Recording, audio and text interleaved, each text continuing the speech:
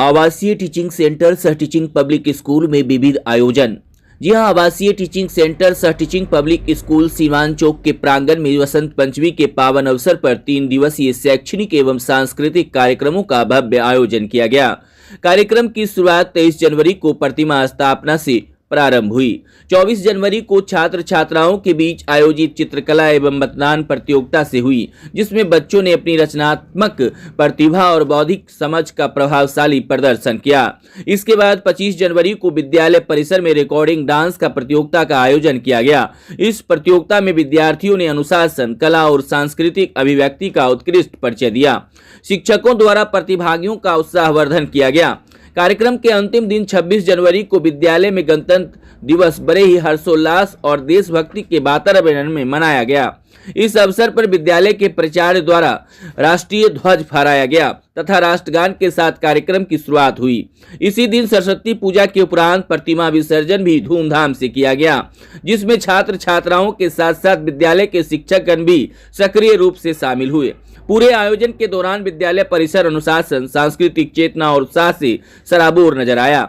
विद्यालय के प्राचार्य बिंदु सर ने कहा कि ऐसे आयोजन विद्यार्थियों के सर्वांगीण विकास के लिए आवश्यक हैं और भविष्य में इस प्रकार के कार्यक्रम आयोजित किए जाते रहेंगे। देखिए। मैं आवासीय टीचिंग सेंटर सह टीचिंग पब्लिक स्कूल के व्यवस्थापक।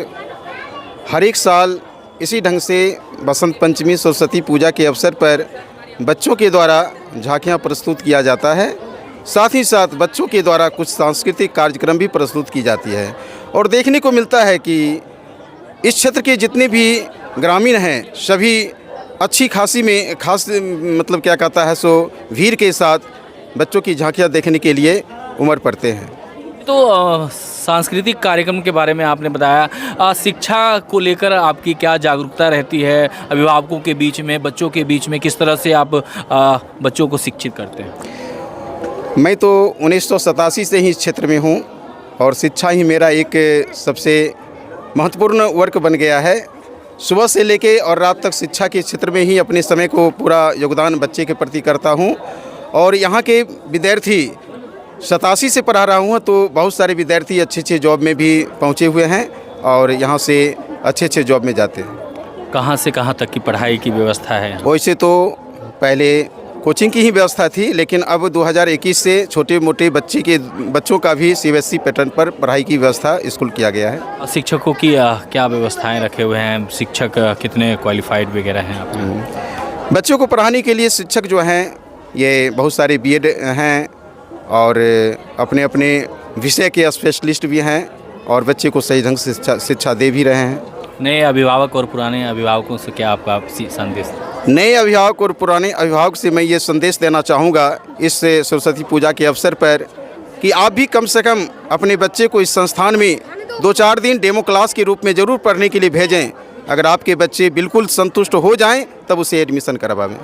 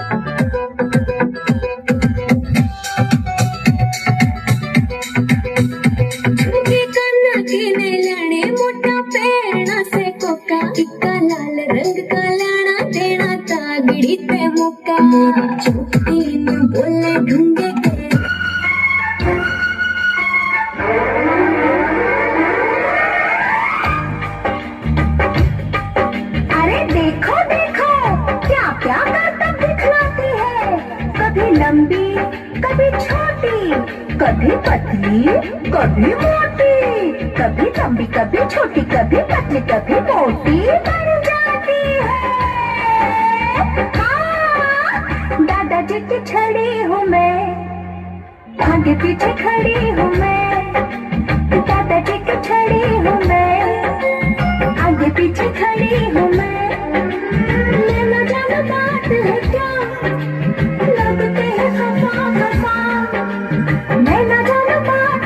क्या लगते हैं खफा खफा, कब से पीछे पड़ी हूँ मैं, दादाजी की छड़ी हूँ